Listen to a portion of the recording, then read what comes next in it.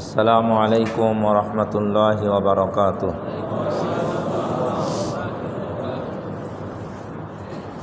আলহামদুলিল্লাহি কাফা ওয়া সালামুন আলা ইবাদিহিল্লাযীনা ইসতাফা। আম্মা বা'দু ফাকাদ ক্বালা আল্লাহু তাআলা ফী কালামিহিল মাজিদ ওয়া ফুরকানিহিল হামিদ। আউযু বিল্লাহি মিনাশ শাইতানির রাজীম। বিসমিল্লাহির রহমানির রহিম। ওয়ালাকাদ কাররামনা বানি আদম ওয়া হামালনাহুম ফিল বাররি ওয়াল বাহরি ওয়া রাযাকনাহুম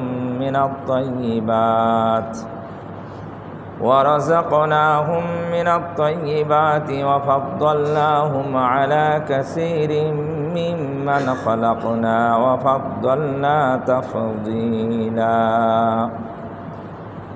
وقال رسول الله صلى الله عليه وسلم أنزلوا الناس منازلهم أو كما قال عليه الصلاة والسلام। সম্মানিত মুসল্লিয়ানে কেরাম, সমস্ত প্রশংসা আল্লাহ সুবহানাহু ওয়া তাআলার জন্য, যিনি আমাদেরকে তথা মানব জাতিকে সমস্ত সৃষ্টি জগতের মধ্যে সম্মানিত করে সৃষ্টি করেছেন। এই জন্য মহান আল্লাহ তাআলার দরবারে কালিমাতুশ শুকর আদায় করি, সকলেই পড়ি আলহামদুলিল্লাহ। অতঃপর অসংখ্য দরুদ ও সালাম অনন্তকাল পর্যন্ত বর্ষিত হোক সমগ্র সৃষ্টির মধ্যে মানব জাতি হলো সর্বশ্রেষ্ঠ, আবার সমগ্র মানব জাতির মধ্যে সমস্ত নবী এবং রাসূলগণ সর্বশ্রেষ্ঠ। সমস্ত নবী রাসূলদের মধ্যে সর্বশ্রেষ্ঠ যেই রাসূল, আমাদের প্রিয় রাসূল মুহাম্মদুর রাসূলুল্লাহ সাল্লাল্লাহু আলাইহি ওয়াসাল্লাম। আমরা আল্লাহর কাছে তার জন্য মাকামে মাহমুদের প্রার্থনা করি। আল্লাহ তাআলা কঠিন কিয়ামতের ময়দানে আমাদের প্রাণ প্রিয় রাসূলকে আল্লাহ সুবহানাহু ওয়া তাআলা মাকামে মাহমুদ দান করুন। সবাই বলে আমিন। পবিত্র রবিউল আউয়াল মাস চলতেছে। আসলে তো আমরা মনে করি আমাদের পুরাটা জীবন রসুলকে পেয়ে আমরা আনন্দিত। যেই মুসলমান নিজেকে মুসলমান দাবি করবে আর রসুলকে পেয়ে আনন্দিত হবে না, সে তো মুসলমান থাকতে পারে না। ইসলামের যারা দুশমন, নবীজির জীবদ্দশায় যারা ছিল, যারা সারা জীবন নবীজির বিরোধিতা করেছে এবং সেই অবস্থায় মারা গিয়েছে, তারা সকলেই জাহান্নামী। সেই যুগ থেকে নিয়ে আজ পর্যন্ত তথা কিয়ামত পর্যন্ত যারা রসুলের বিরোধী, রসুলকে পেয়ে যারা অসন্তুষ্ট, তারা সকলেই জাহান্নামী, এর মধ্যে কোনো সন্দেহ নেই। তবে আমরা যারা মুসলমান নিজেদেরকে দাবি করি, আমরা ঈমানের দাবি করি, আমরা সকলেই রসুলকে পেয়ে আনন্দিত এবং খুশি। আমি আপনাদেরকে জিজ্ঞাসা করি, রসুলকে পেয়ে আপনারা খুশি না বেজার? কম না বেশি? আলহামদুলিল্লাহ। এই খুশি কতদিন থাকবেন? কিয়ামত পর্যন্ত। হিসাব হবে দুনিয়ার জীবনের, কিয়ামতের জীবনের তো হিসাব নেই, আছে? বরং দুনিয়ার জীবনের ফলাফল দেওয়া হবে কিয়ামতে। এই জন্য মুসলমান মাত্রই আমরা সকলেই রসুলকে পেয়ে খুশি, এটাই বাস্তব, এটাই সত্য। তবে একটু মতবিরোধ আছে, সেটা হলো খুশির ধরন নিয়ে। খুশির কি? আমরা কিভাবে খুশি হব এটা এই ধরন নিয়ে কিছুটা মতবিরোধ আছে, আর এটা থাকাই স্বাভাবিক, এটা বড় কোনো জিনিস নয়। এ কথার মধ্যে আমরা সবাই একমত, রসুলকে পেয়ে আমরা খুশি। তবে কিভাবে খুশি উদযাপন করব, কিভাবে খুশি পালন করব, এই ধরন নিয়ে আমাদের মধ্যে কিছু মতপার্থক্য আছে, কিন্তু খুশি এ বিষয়ে কোনো মতপার্থক্য নাই। আমি কি বুঝাইতে পারছি? রসুলের পবিত্র জন্মদিনে 12ই রবিউল আউয়ালে রসুলের খুশি উদযাপন করার জন্য যারা আনন্দ মিছিল করে তারা কি বেজার হয়ে করে না খুশি হয়ে করে? খুশি। তারাও কি খুশি। আবার যারা আনন্দ মিছিল করে না তারা কি বেজার? হ্যাঁ, তারাও খুশি। ধরনের পরিবর্তন। বেজার মুসলমান বলতে কেউ নাই। এটা আমার গবেষণা, এটা আমার চিন্তা চেতনা। আসলে মুসলমান মাত্রই নবীকে পেয়ে খুশি। এখন যারা আনন্দ মিছিল না করে খুশি, যারা আনন্দ মিছিল করে তারা যদি বলে ওরা রসুলকে পেয়ে বেজার, তাহলে এই বলাটা ঠিক না। কোনো মুসলমান রসুলকে পেয়ে বেজার থাকতে পারে? তাহলে তারা যদি বলে ওরা রসুলকে পেয়ে আনন্দ মিছিলে যোগ দিল না, তাহলে ওরা মনে হয় বেজার। তাহলে আমি তাদেরকে প্রশ্ন করতে চাই, আপনার এই আনন্দ মিছিল কত বছর থেকে শুরু হয়েছে? কত বছর আপনারা কি জানেন? হয়তো 70 বছর, না খুব বেশি ধরলাম 100 বছর। আপনারা কতদিন থেকে দেখতেছেন? হ্যাঁ, আমি ধরলাম 100 বছর। তাহলে 100 বছর থেকে ধরেন, আপনারা ধরে নিলাম, ইতিহাস তো আছে। তাদেরকেও যদি জিজ্ঞাসা করেন আপনারা এই আনন্দ মিছিল কতদিন থেকে করেন, কত বছর থেকে, তো বলবে 70 বছর থেকে, না 100 বছর থেকে। তাহলে প্রশ্ন আসবে 100 বছর ওই সময় থেকে নিয়ে নবীর জন্ম পর্যন্ত তো আনন্দ মিছিল হয়নি।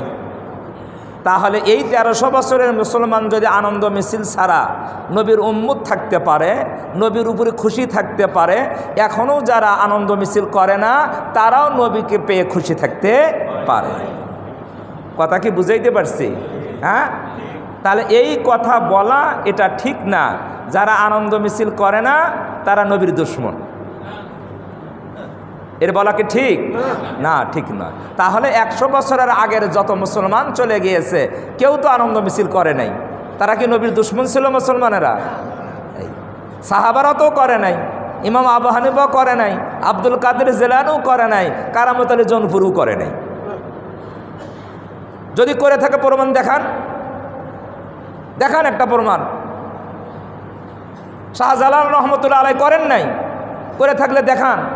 শাহ পরান রহমতুল্লাহ আলাই করেন নাই, শাহ সুলতান মাহি সোহারি করেন নাই, শাহ মকদুম রহমতুল্লাহ আলাই করেন নাই। যদি করে থাকে দেখান। কথা বুঝাইতে পারছি?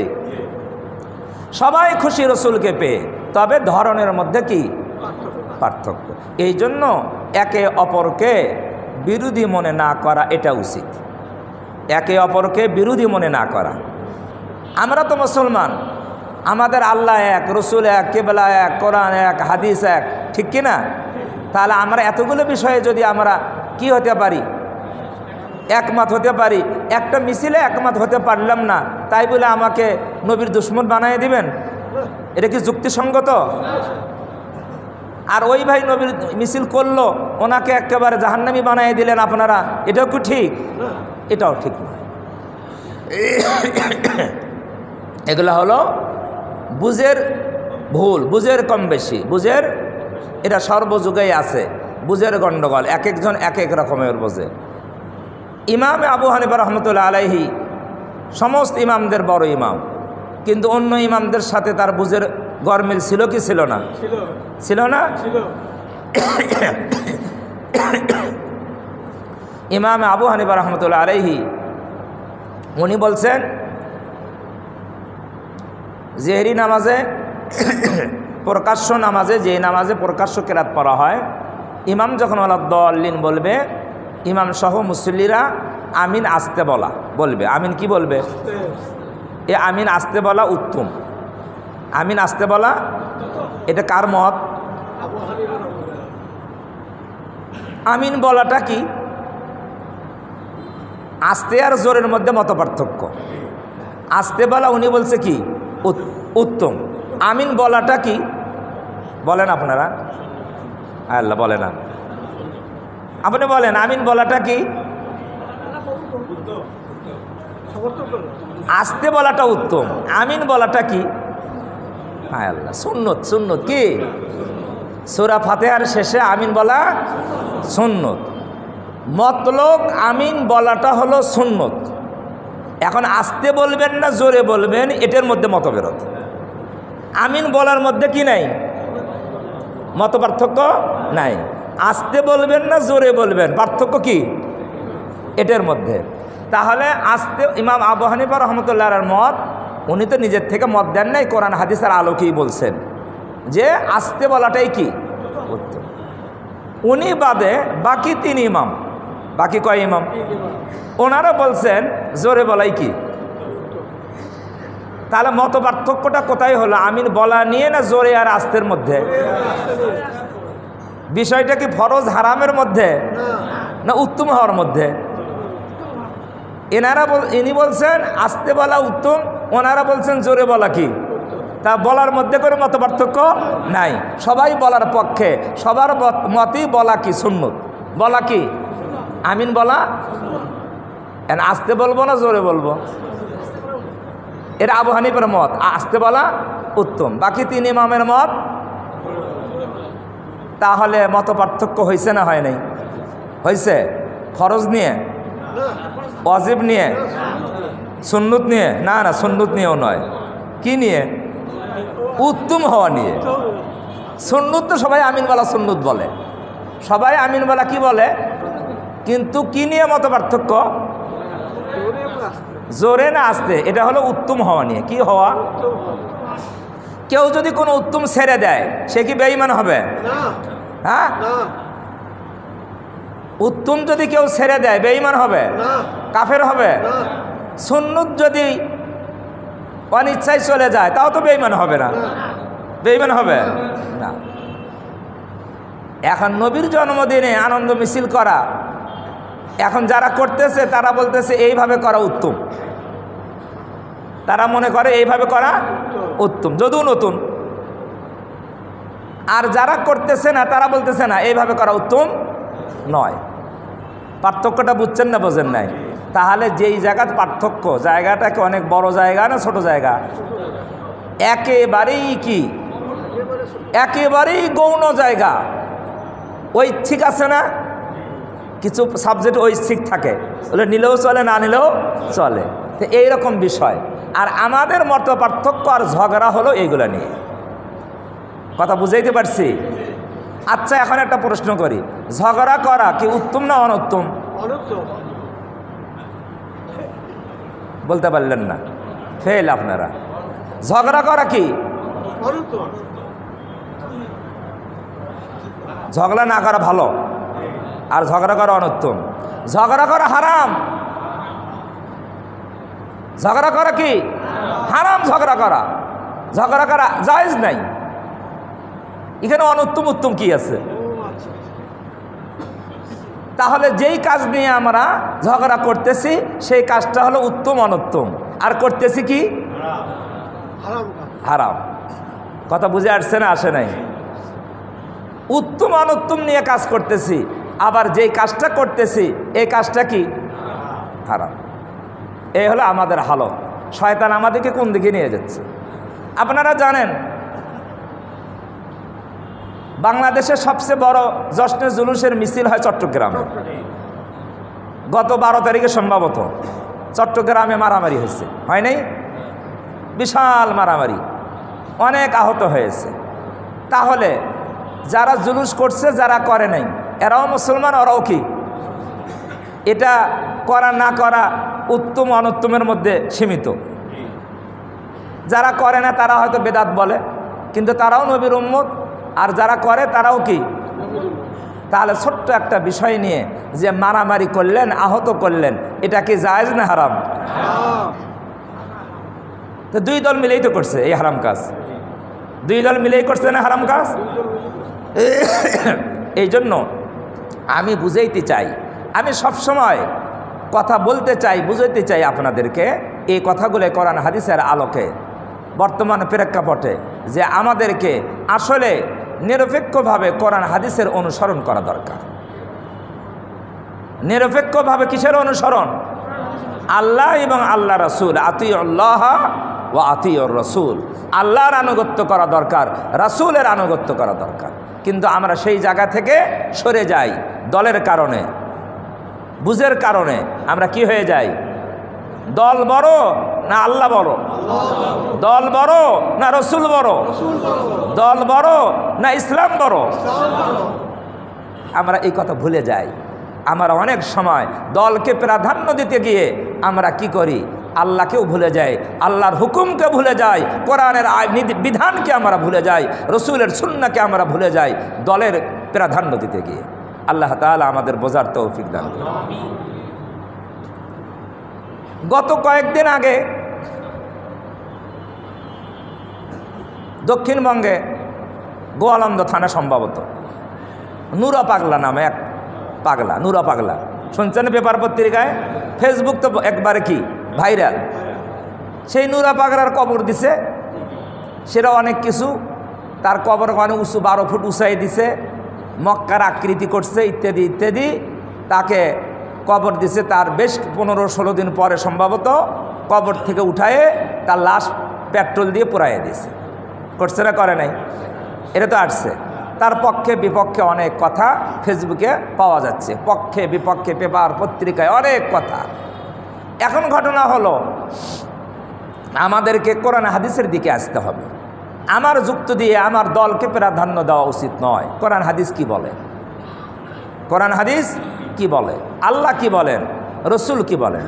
এই জন্য আমি পবিত্র কোরআন শরীফের সূরা বানী ইসরাঈলের ৭০ নম্বর আয়াত আজকে পাঠ করছি, যে আসলে আল্লাহ মানুষকে কিভাবে সৃষ্টি করেছেন।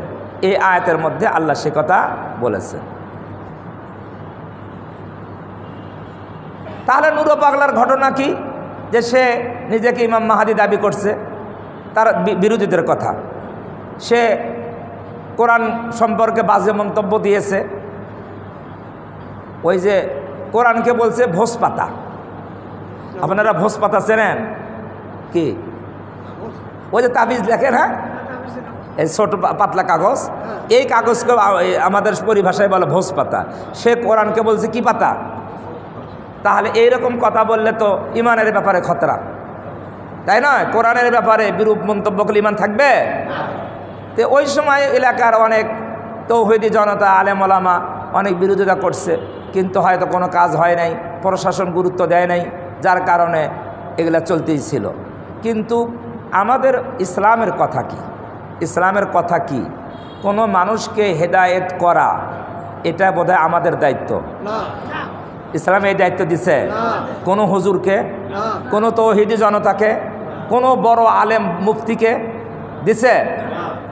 সাধারণ আলেম মুফতি তো দূরের কথা, আল্লাহর রসুলকেও আল্লাহ বলছেন আপনাকে হেদায়েতের দায়িত্ব দেই নেই।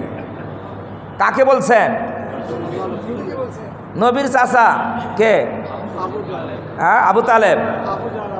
আবু তালেব হযরত আলীর বাবা, নবীকে খুব লালন পালন করছিল এই ছোট অবস্থায়, খুব মায়া মহব্বত করছেন মৃত্যুর আগ পর্যন্ত, কিন্তু সে ঈমান নিয়ে কবরে যেতে পারেননি। নবীজি তার কাছে গিয়েছেন, শেওরে বসেছেন, তাকে বলছেন চাচা একবার বলেন লা ইলাহা ইল্লাল্লাহ, এই কথা বলেন, আমি কিয়ামতের দিন সুপারিশ করে আপনাকে জান্নাতে নিয়ে যাব। কিন্তু পাশেই বড় বড় লিডাররা বসা ছিল, নেতারা বসা ছিল, তারা বলছে তুমি যদি মৃত্যুর সময় ভাতিজার ধর্ম গ্রহণ করো তাহলে বাপ দাদার ধর্মে চুনকারি দেওয়া হবে, মানুষ তোমার বদনাম করবে। তো কোনটা করবা? দেখছেন কারবার? বাপ দাদার ধর্মে কি হবে? চুনকালি পড়বে। কোনটা করবা? আবু তালেব তখন বলছে ভাতিজা তোমাকে আমি বিশ্বাস করি, তুমি নবী, হ্যাঁ, তোমার আচরণ কথাবার্তায় এতদিন পর্যন্ত আমি সব দেখেছি, কবে আমি কি করতে পারলাম না। তোমার দিন গ্রহণ করতে পারলাম না। এই কথা বলার পরে আবু তালেবের কি হয়ে গেছে? ইন্তেকাল হয়ে গেছে। যে আবু তালেব কি ঈমান ছাড়া মৃত্যুবরণ করলো না? নবীজি এই অবস্থা থেকে খুব কষ্ট পাইছে না পায় নাই?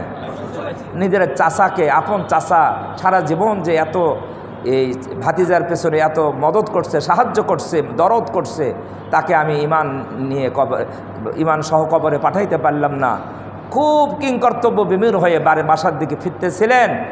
এমন সময় আল্লাহ তাআলা আয়াত নাজিল করলেন, ইন্নাকা লা তাহদি মান আহবাবতা ওয়ালাকিন্নাল্লাহা ইয়াহদি মান ইয়াশা। হে মুহাম্মদ সাল্লাল্লাহু আলাইহি ওয়াসাল্লাম, আপনি যাকে ভালোবাসেন আর মহব্বত করেন, আপনি তাকে হেদায়েত করতে পারবেন না। আল্লাহ যাকে ইচ্ছা তাকে কি করেন? তাহলে আয়াত কি প্রমাণ করলো? হেদায়েত কার হাতে? না নবীর হাতে? আল্লাহর হাতে। যদি নবীর হাতে হেদায়েত থাকতো, নবীর চাচারা গোষ্ঠী সবাই মুসলমান হইতো, সবাইকে মুসলমান বানাইতেন না? ওই বিলাল হাফসি পাত্তাই পেত না। কোথায়? আফ্রিকায় তার বাড়ি। সালমানে ফার্সি পাত্তাই পেত না মক্কায় এসে মুসলমান হওয়ার। পাত্তা পাইতো অত দূর থেকে? কিন্তু হেদায়েত তো আল্লাহর হাতে। হেদায়েত কার হাতে? এই কথা যেখানে নবীর ব্যাপার আল্লাহ এই কথা বলেছেন, তাহলে কোনো আলেম, কোনো পীর, কোনো তৌহিদি জনতা কারো হাতে আল্লাহ হেদায়েত দেননি। এটা পরিষ্কার ইসলামের আলোকে। তা আমাদের হাতে কি কি আছে? আমাদের হাতে কিছু আছে? এই কয় নাই, আছে। আমাদের হাতে আছে হলো দাওয়াত। কি দাওয়াত? আমরা হকের কি দিব? দাওয়াত দিব। দাওয়াত দিব। গ্রহণ করার দায়িত্ব আপনার। গ্রহণ করার দায়িত্ব আপনার। আমাদের দায়িত্ব কি? এই কথা আল্লাহর রাসূলও বলেছেন, আল্লাহও বলেছেন, বাল্লিগু আন্নি ওয়ালাউ আয়া। নবীজি বলেন, আমার পক্ষ থেকে একটা কথাও যদি তোমরা পেয়ে থাকো, এটা দাওয়াত পৌঁছায় দাও, তাবলীগ করো। বাল্লিগু মানে কি? তাবলীগ করো, পৌঁছায় দাও। তাহলে আমাদের কাজ কি? হেদায়েত করা না পৌঁছায় দেওয়া? দাওয়াত দেওয়া। ইসলামের কি দেওয়া? যেটা আপনারা সঠিক মনে করছেন কোরআন হাদিসের কথা, ইসলামের কথা, এই কথাটা পৌঁছায় দেওয়া, এটা হলো আমাদের কাজ। হেদায়েত করা আমাদের কাজ। আমরা দাওয়াত পৌঁছায় দিলাম, এরপরে কেউ যদি না মানে, এখন আমাদের করণীয় কি? না মানলে তাকে মেরে ফেলা। আমার কথা না মানলে তার সাথে তর্ক করা। আমার সাথে না মানলে তাকে উলঙ্গ করা, তাকে হত্যা করা। এই দায়িত্ব আল্লাহ দিছেন? রসুল দিছেন? না। লাস্তা আলাইহিম বিমুসাইতির। আল্লাহ রসুলকে আল্লাহ বলেছেন, হে রাসূল, আপনাকে দারগা করে পাঠাইনি। কেউ আপনার দাওয়াত না শুনলে তাকে জোরপূর্বক কী করবেন? হেদায়েতে নিয়ে আসবেন, ইসলামে দীক্ষিত করবেন। এই দায়িত্ব আপনাকে দেওয়া হয়নি। লা ইকরাহা ফিদ্দীন। দ্বীনের ব্যাপারে কোনো জবরদস্তি নেই। মুসলমানদের দায়িত্ব, আলেম ওলামার দায়িত্ব কি করা? দাওয়াত, সঠিক কথা পৌঁছাইয়া দেওয়া অপরের কাছে, এটা দায়িত্ব। কিন্তু না মানলে জবরদস্তি চলবে? না মানলে জবরদস্তি চলবে? চলবে না। কোরআন হাদিসের কোথাও নাই কেউ আপনার মত না মানলে তাকে বাধ্য করবেন যে আপনার মত মানতেই হবে, না মানলে তোমার অস্তিত্ব থাকবে না। এইটা করা হলো বাড়াবাড়ি। এটা করা কি? আমার মত না মানলে তার উপরে চড়াও হওয়া, তাকে মারপিট করা, তাকে বাড়িঘর ছাড়া করা, এটা বাড়াবাড়ি। ইসলাম এটা করতে বলেননি। আপনারা দাওয়াত দিয়েছেন, সে মানে নাই, আপনাদের দায়িত্ব কি হয়ে গেছে? শেষ। সে মানে নাই, তার আল্লাহ বুঝবে, সে বুঝবে। ঠিক না? ঠিক না? আমাকে তাকে হেদায়েত করতেই হবে। এক, এটা তো গেল জীবিত অবস্থার কথা। কোন অবস্থা? এখন যখন মারা যাবে তখনকার আর হেদায়েত করতে পারবেন? একটা মানুষ যদি মারা যায় তখন হেদায়েত করা যাবে? তখন দাওয়াত দেওয়া যাবে না। মারা গেলে আর দাওয়াতও নাই, হেদায়েত তো নাই। হেদায়েত তো আল্লাহর হাতে। মারা গেলে তো আল্লাহ তাকে আর হেদায়েত করবেন না। না করবেন? হেদায়েতের অবস্থা তো জীবিত অবস্থায়। তাহলে মারা গেলে কি করণীয়? মারা গেলে কিচ্ছু করণীয় নাই। যার যে অবস্থা হাদিস শরীফের মধ্যে আসছে যে মারা গিয়েছে সে তার আমল নিয়ে কবরে চলে গিয়েছে। সে তার আমল নিয়ে, যদি ভালো আমল নিয়ে যায় তার সাথে ভালো ব্যবহার করা হবে, যদি মন্দ আমল নিয়ে যায় তার সাথে মন্দ ব্যবহার করা হবে। এই তো সহজ কথা। তাহলে একটা মানুষ আপনার ধারণায় যদি সে বদ্দিনী অবস্থায় মারা যায় তাহলে তাকে কি কবর থেকে তোলা যায় যাচ্ছে? ইসলামে এর ইতিহাস আছে? তা কেমনে করলো, কোন আবেগে করলো, কারা করাইলো, কোন মুফতি ফতোয়া দিল, তারপরে কোন তৌহিদি জনতা এই কাজ করলো? আমার বোধগম্য বুঝে আসে না। 2 নম্বর, কবর থেকে তুলছেন যদি মনে করেন এই কাজটা তারা বিদআত করছে, শরীয়ত বিরোধী করেছে, উঁচা কবর দিছে, হাদিসে উঁচা কবর নিষেধ করা হয়েছে, তাহলে এতটুকু করতে পারতেন যে কবর থেকে তুলে আরেক জায়গায় সমতল জায়গায় একটা কবর দিতেন। এটা করা যাইত না? হ্যাঁ, একটা সমতল জায়গায় কি দিতেন? কবর দিতেন, হয়ে গেল। কিন্তু লাশ পেট্রোল দিয়ে পোড়ায় দিলে এটা বের কোথায় আছে? লাশ পেট্রোল দিয়ে পোড়ায় দেওয়া কি জায়েজ আছে? হাদিসে স্পষ্ট আছে কোন মুসলমান কোন প্রাণীকে আগুন দিয়ে শাস্তি দিতে পারে না।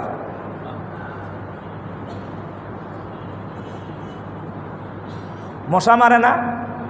একটা ব্যাট আছে, ইলেকট্রিক ব্যাট আছে না? এই ব্যাট দিয়ে মশা মারা হারাম। মশা মারা হারাম। কেন হারাম জানেন? আগুন দিয়ে মারলেন। হাদিসে আছে আগুন দিয়ে কোনো প্রাণীকে মারা জায়েজ নেই, আগুন দিয়ে। কারণ আগুন দিয়ে শাস্তি দেওয়া এটা একমাত্র আল্লাহর কাজ। আগুন দিয়ে শাস্তি দেওয়া কার কাজ? আল্লাহ অপরাধীকে আগুন দিয়ে শাস্তি দিবেন জাহান্নামে। কোন মানুষকে আগুন দিয়ে শাস্তি দেওয়া কি নেই, জায়েজ নেই। তাহলে একটা মৃত্যু মানুষকে কবর থেকে তুলে আগুন দিয়ে জ্বালায় দিলেন, আপনার কোন ইসলাম এটাকে আপনাকে সমর্থন করে? হ্যাঁ, এটা কি শরীয়তের বিধান মেনে করছে না আবেগে করছে? হ্যাঁ, শরীয়ত কি আবেগে করতে হবে না হুশ করে করতে হবে? দলিল সামনে রাখতে হবে। কোরআন হাদিসের কি দলিল আছে? কোরআন হাদিসের কি দলিল আমার সামনে আছে? আল্লাহ আল্লাহ আল্লাহ। একজন মুসলমানের সম্মান কত, মুসলমান নয় একজন মানুষের সম্মান কত। আল্লাহ বলেন, এখানে মুসলমানের কথা বলা হয়নি, বানি আদম বলা হয়েছে। ওয়ালাকাদ কাররামনা বানি আদম। আল্লাহ বলেন বনি আদম সন্তানকে আমি সম্মানিত করে সৃষ্টি করেছি। খালি মুসলমানের কথা বলছেন না? সব বনি আদম। অমুসলিমরা কি আদমের সন্তান না? তা সমস্ত বনি আদমকে আল্লাহ তাআলা বলেন আমি সম্মানিত করেছি। যে ধর্মেরই হোক সে আল্লাহর কাছে সম্মানিত। এই আয়াত প্রমাণ করে প্রত্যেকটা বনি আদম সম্মানিত। নবীজি সাল্লাল্লাহু আলাইহি সাল্লাম এক জায়গায় বসে আছেন, একটি লাশ চলে যাইতেছে, লাশ কাঁধে করে নিয়ে যায়। নবীজি লাশটা দেখে দাঁড়িয়ে গেলেন। লাশটা দেখলে দাঁড়িয়ে গেলেন। বলেন তো কেন দাঁড়িয়ে গেলেন? সম্মান, লাশের সম্মানে দাঁড়িয়ে গেলেন। একটা মানব জাতি আদম সন্তানের লাশ যাইতেছে, নবীজি সম্মানে দাঁড়িয়ে গেলেন। কে দাঁড়াইছেন জানেন? আমার আপনার মতো মানুষ, মানবতার মুক্তির দূত বিশ্ব নবী সাধারণ একজন মানুষকে দেখে তার মৃত্যু লাশ যাইতেছে দেখে দাঁড়িয়ে গেলেন। সাহাবারা বললেন ইয়া রাসূলুল্লাহ, আপনি কি জানেন এই লাশটা কার? নবীজি বলেন না। সাহাবারা বললেন ইয়া রাসূলুল্লাহ, এটা তো একজন ইহুদির লাশ। কার লাশ? ইহুদি। কি জান্নাতি না জাহান্নামী? জাহান্নামী। নবীজি উত্তরে বললেন, ও সাহাবীরা, সে কি মানুষ না?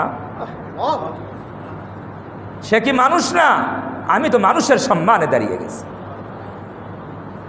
আমরা আশেকে রসুল দাবি করতেছি, নবীর প্রিয় উম্মত দাবি করতেছি। নবীর আচরণ কি আর আমাদের আচরণ কি? ইহুদির লাশ দেখে নবী দাঁড়িয়ে যান, আর আমরা একজন মানুষের, আমার মতের বিরুদ্ধে একজন মানুষ, তার মানুষের কবর থেকে লাশ তুলে আমরা জ্বালিয়ে দিই।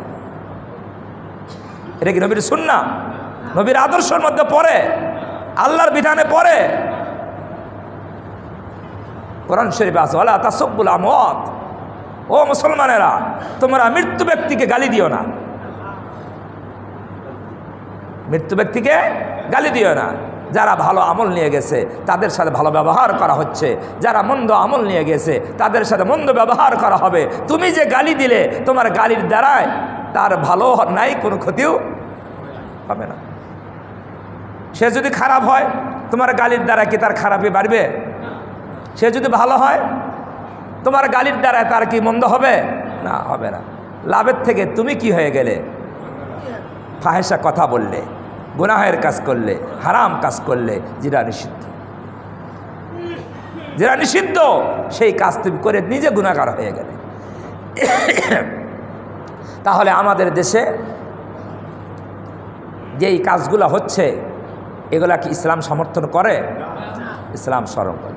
এটার মূল কারণ হলো, আমি যেটা মনে করি, আমাদের মধ্যে নবীর আদর্শ থেকে আমরা দূরে চলে গিয়েছি। আমরা যেটা করতেছি আবেগে করতেছি। কি করতেছি? দলিল সামনে, সহি কোরআন হাদিসের দলিল সামনে নিয়ে আমরা কোরআন হাদিসের কথা বলতেছি না, বাস্তবায়ন করতেছি না। যদি আমরা করতাম তাহলে আমাদের মধ্যে এই অবস্থা সৃষ্টি হতো না। আরেকটা সবচেয়ে বড় সমস্যা আমাদের দাঁড় হয়েছে, আমরা কেউ কাউকে সম্মান দিতে পারতেছি না। কেউ কাউকে সম্মান দিতে পারতেছি না। আমার মতের বিরুদ্ধে হলেই তাকে আমি অসম্মান করার জন্য উঠে পড়ে লাগতেছি, সম্মান দিতে পারতেছি না। অথচ আল্লাহ বলতেছেন লাকাদ কাররামনা বানি আদম, আমি বনি আদম সন্তানকে সম্মানিত করে সৃষ্টি করেছি। এতটুকু বুঝছেন তো? তাহলে সমস্ত বনি আদম আল্লাহর কাছে কি এই আয়াত প্রমাণ করে। ওয়া হামালনাহুম ফিল বাররি ওয়াল বাহরি, আল্লাহ বলেন বনি আদমকে আমি সম্মানিত করে সৃষ্টি করেছি। এই বনি আদমের পরিবহনের জন্য, এক জায়গা থেকে আরেক জায়গায় যাওয়ার জন্য আমি বাহন সৃষ্টি করেছি। স্থলে তার জন্য বাহন সৃষ্টি করেছি, জলেও তার জন্য বাহন সৃষ্টি করেছি। এখানে কোরআনে হাওয়ার কথা নাই।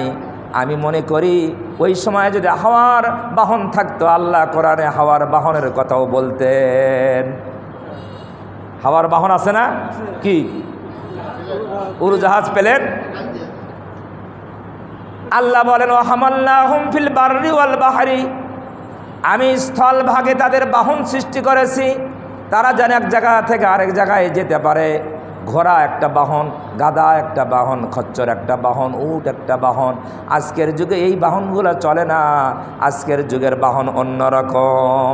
আছে নাকি বাহন? এই বাহন সৃষ্টি করে আমাদের কল্যাণ করছেন না করেন নাই? হ্যাঁ, যদি গাড়ি না থাকতো, ট্রেন না থাকতো, বাস না থাকতো, মোটর না থাকতো, প্লেন না থাকতো, আমাদের কি সুবিধা হইতো না অসুবিধা? ওয়া হামালনাহুম ফিল বাররি ওয়াল বাহরি, আল্লাহ বলেন জলে এবং স্থলে আমি তোমাদের বাহন সৃষ্টি করেছি। তাহলে বাহন সৃষ্টি করে আল্লাহ আমাদের কল্যাণ করেছে, উপকার করেছে। এরপরে আল্লাহ বলেন ওয়া রাযাকনাহুম মিনাত তাইয়্যিবাত, আমি এই মানুষের জন্য উত্তম রিজিক সৃষ্টি করেছি। রিজিক কে সৃষ্টি করেছেন? হ্যাঁ, শুধু ভাত আর তরকারি? হ্যাঁ, কত ধরনের রিজিক আল্লাহ আমাদের জন্য তৈরি করেছেন। কত ফল ফ্রুট, আমাদের দেশীয় ফল ফ্রুট, বিদেশের ফল ফ্রুট, এমনও ফল ফ্রুট রয়েছে আমরা যেগুলো জীবনেও দেখি নাই, যেগুলোর নামও জানি না। একটা ফলের কথা বলি, কিছুদিন হলো আমাদের দেশে চলে, উপরে কাটার মতো দেখা যায়, ড্রাগন। ড্রাগন ফল এই দেশে প্রথম বাহির থেকে আসছে। এখন তো আলহামদুলিল্লাহ আমাদের দেশেও চাষ হয় কি না? এই ড্রাগন ফল যখন আমাদের দেশে আসলো, আমার প্রথম যখন দেখলাম পছন্দই হয় না। এটা আবার কি? এটা কেমনে খায়? কোথায় ছেলে, তাই না? এখন আমার কাছে তো খুব প্রিয় ফল ড্রাগন ফল, প্রিয় ফল না? এখন কাটারও কত সুন্দর পদ্ধতি আমাদের কাছে হয়ে গেছে, আমরা এখন কাটতেও পারি। কাটা যায় না সুন্দর করে?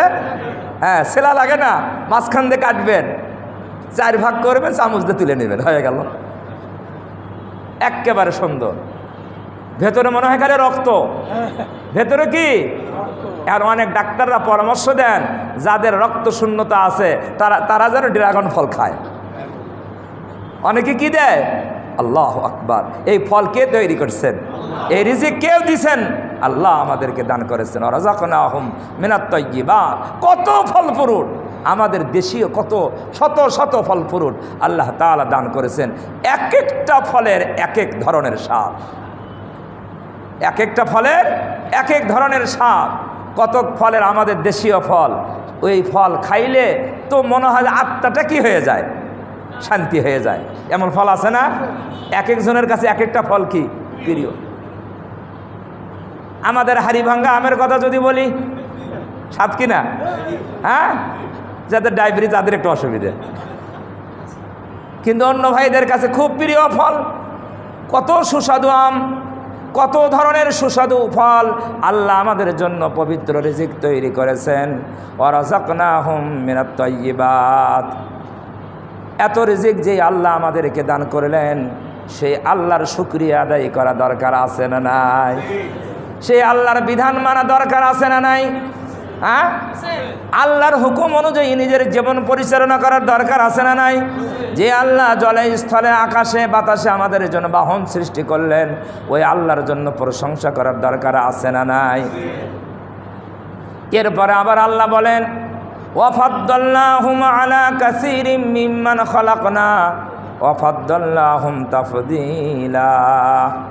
ও মানুষ, আমি তোমাদেরকে সম্মানিত করে সৃষ্টি করেছি। শুধু এতটুকুই নয়, আমার যত সৃষ্টি আছে সমস্ত সৃষ্টির মধ্যে তোমাদেরকে মর্যাদা দান করেছি। এই পরের শব্দ, ওয়াফাদ্দালনাহুম আলা কাসীরিম মিম্মান খালাকনা তাফদীলা।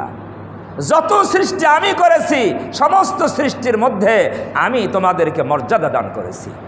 তাহলে মানুষের মর্যাদা সমস্ত সৃষ্টির চেয়ে কম না বেশি? কে বলছেন? আল্লাহ বলছেন। তাহলে এই মানুষকে আল্লাহ যাকে সম্মানিত করলেন, আল্লাহ যাকে মর্যাদা দান করলেন, এই মানুষকে আমাদের দায়িত্ব কি অসম্মান করা না সম্মান দেওয়া? হ্যাঁ, সম্মান দেওয়া। কিন্তু আমরা পারতেছি? সম্মান দিতে হবে, মানুষকে সম্মান দিতে হবে। এক হাদিসের মধ্যে আসছে, আল্লাহ রাসূল বলেন,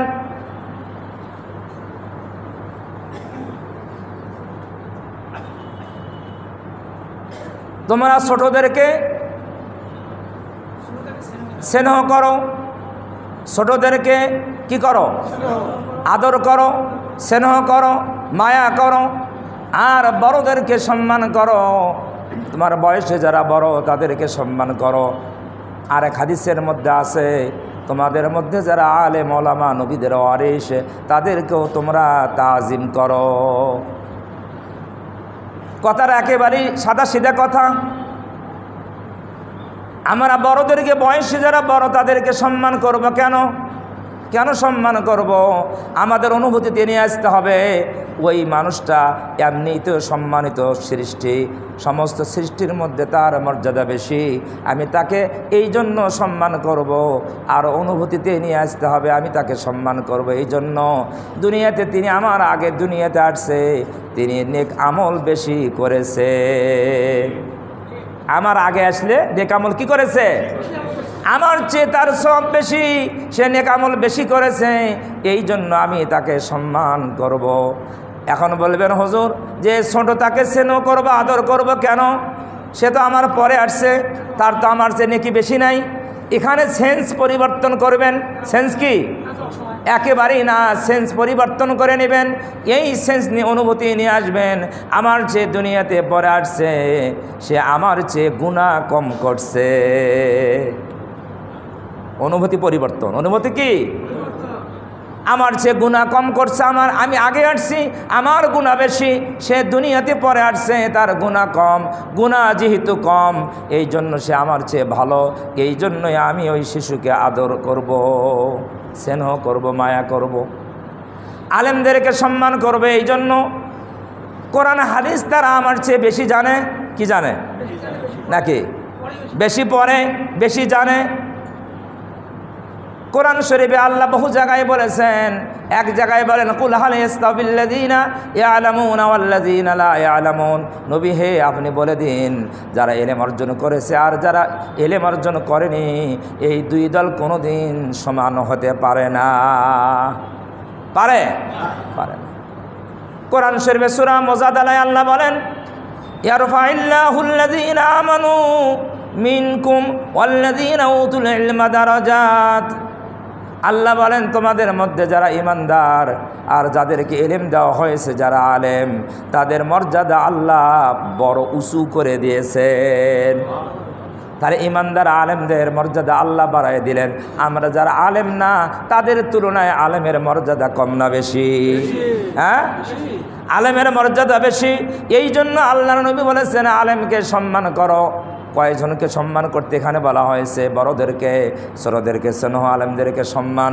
এরপরে আল্লাহর রসুল বলেন ফালাইসা মিন্না, যারা এই কাজগুলা করবে না তারা আমার দলভুক্ত নয়। এখন দেখেন শেষের কথাটা কত শক্ত, শক্ত না নরম?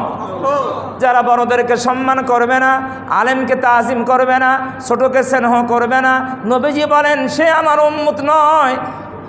উম্মত থেকে খারিজ করে দিলেন, বহিষ্কার করে দিলেন। আপনি যতই নিজেকে উম্মত দাবি করেন, কার কথা রাইট হবে?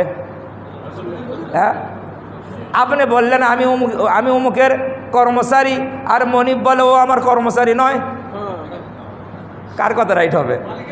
হ্যাঁ, মালিকের কথা। আপনি বলতেছেন আমি আশিকে রাসূল, আমি নবীর প্রেমিক, নবী বললেন তুমি আমার উম্মত না। কি অবস্থা হবে সেই দিন? এই জন্য হাদিসে পাকের মধ্যে আসছে কিয়ামতের ময়দানে নবীজি হাউজে কাউসারের পাশে অবস্থান করবেন, উম্মতকে হাউজে কাউসারের পানি পান করাবেন। একদল উম্মত আসবে নবীজির কাছে, ফেরেশতারা নবীজির সামনে আর ওই দলের সামনে পর্দা দিয়ে দিবেন। নবীজি বলবেন তাদেরকে আসতে দাও, এরা তো আমার উম্মত, আমি তাদেরকে হাউজে কাউসার পান করাবো। ফেরেশতারা বলবেন ইয়া রাসূলুল্লাহ, আপনি জানেন না আপনি দুনিয়া থেকে বিদায় হওয়ার পরে আপনার রেখে আসা ধর্মের মধ্যে এরা পরিবর্তন করেছে। আপনি যে অবস্থায় দিনকে রেখে আসছেন ওই অবস্থায় এরা রাখে নাই, এরা পরিবর্তন করে দিন পরিবর্তন করে ফেলেছে। হাদিসের শব্দ নবীজি ওই সময় বলবেন সুহকান লিমান গায়্যারা বাদি, আমার পরে যারা আমার দিনে পরিবর্তন করেছো তারা আমার নিকট থেকে দূর হয়ে যাও। দাবি করবেন যে আমি নবীর উম্মত, দাবি করে কাজ হবে? নবী বলতেছেন এই তিন কাজ না করলে সে আমার উম্মত না, সে উম্মত না। উম্মত যদি না হয় কিয়ামতের দিন তাকে সহকান করে দূর করে দেওয়া হবে। আল্লাহ আমাদের সকলকে হেফাজত করেন, সবাই বলে আমিন।